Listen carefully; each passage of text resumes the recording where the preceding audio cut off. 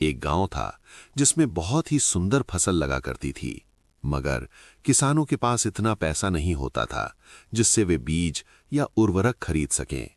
उर्वरक खरीदने के लिए वे बड़े पैसों वाले सेठ के पास जाया करते थे और वो सेठ उनसे फसल का आधा हिस्सा ले लेता था और जो बचता वो भी ब्याज के नाम पर आधा छीन लिया जाता था।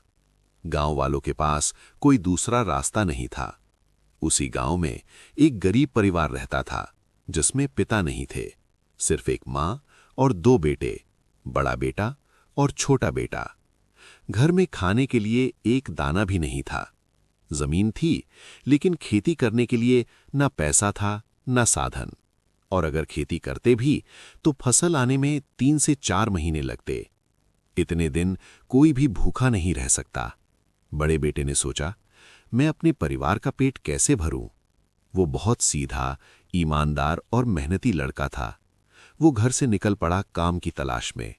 कई जगह गया मगर कहीं काम नहीं मिला। आखिरकार उसे एक घर में काम मिल गया जहां उसे खाना भी मिलता, रहने की जगह भी और थोड़ा पैसा भी। लेकिन उस घर के मालिक ने उसके सामने 2 शर्त रखीं। पहली शर्त, तू खाना डाल डाल पर खाएगा या पात पात पर। लड़का अनजान था, उसे इन शब्दों का मतलब नहीं पता था और उसने मासूमियत में कह दिया, मालिक मैं तो डाल डाल पर खाऊंगा। मालिक मुस्कुराया, पक्का? हाँ मालिक। दूसरी शर्त, अगर तू काम छोड़कर गया तो तेरे नाक और कान काट लिए जाएंगे। भोला लड़का सब मान गया। अब वो दिन रात मेहनत करता, सुबह जल्दी उठता, झाड़ू लगाता, पोछा करता, पानी भरता, कपड़े धोता, खाना बनाता, बर्तन साफ करता, मालिक की हर सेवा करता। लेकिन असली दर्द अब शुरू हुआ। जब उसे खाना दिया गया तो खाना एक छोटी सी डाल पर रखा गया। जैसे ही चावल रखे जाते सब जमीन पर गिर जाते। उसके हाथ में बस 2-4 दाने ही बचते, वो उन्हें ही खा लेता। 2 दिन 3 दिन वो भूखा ही काम करता रहा। ना वो चोरी से खा सकता था, ना कुछ कह सकता था, क्योंकि उसके लिए शर्त सबसे बड़ी थी।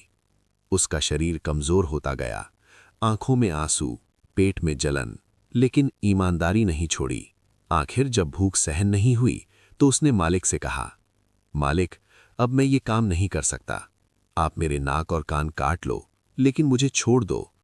मालिक ने बिना दया के उसके नाक और कान काट दिए। वो लड़का रोता हुआ खून से लथपथ वहां से चला गया। 2 दिन तक वो बाहर ही रहा, अपने जख्म सूखने का इंतजार करता रहा।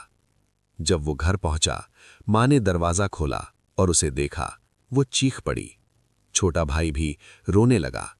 भैया ये किसने किया? बड़े भाई ने सब कुछ बता दिया। ये सुनकर मां और छोटा भाई फूट फूट कर रोने लगे।